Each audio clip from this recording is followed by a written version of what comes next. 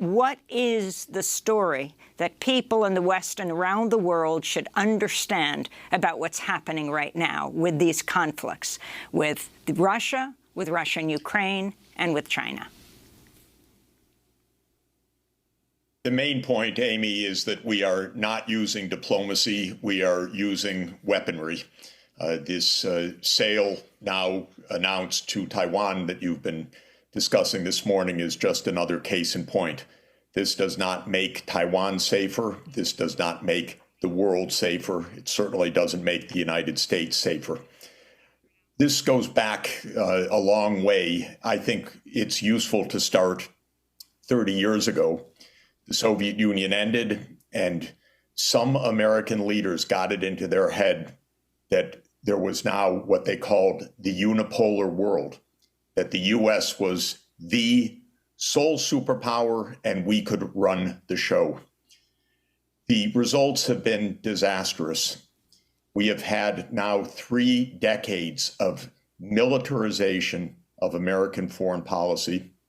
A new database that Tufts is maintaining has just shown that there have been more than 100 military interventions by the United States since 1991.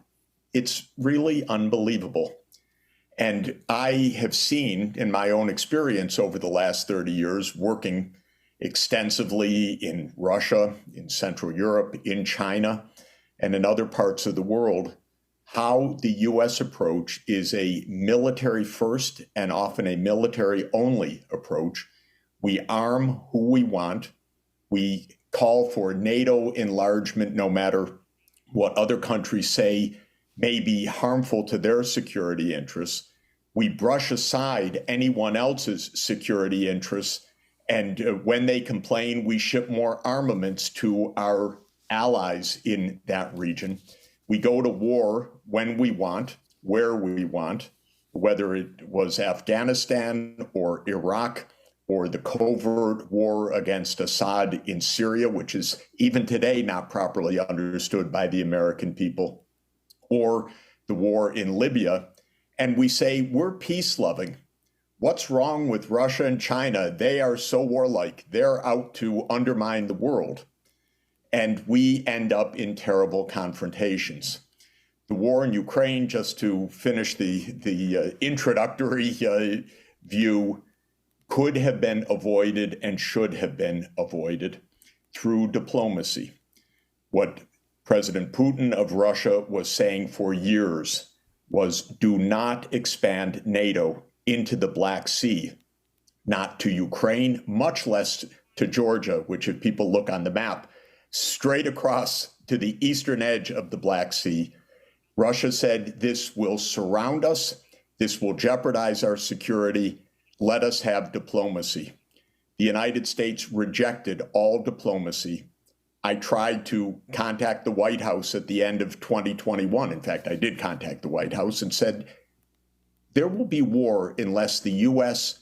enters diplomatic talks with President Putin over this question of NATO enlargement. I was told the U.S. will never do that. That is off the table. And it was off the table. Now we have a war that's extraordinarily dangerous, and we are taking exactly the same tactics in East Asia that led to the war in Ukraine. We're organizing alliances, building up weaponry, trash-talking China, having Speaker Pelosi fly to Taiwan when the Chinese government said, please lower the temperature, lower the tensions. We say, no, we do what we want, and now send more arms. This is a recipe for yet another war. And to my mind, it's terrifying. We are at the 60th anniversary of the Cuban Missile Crisis, which I've studied all my life. And I've written a book about the aftermath.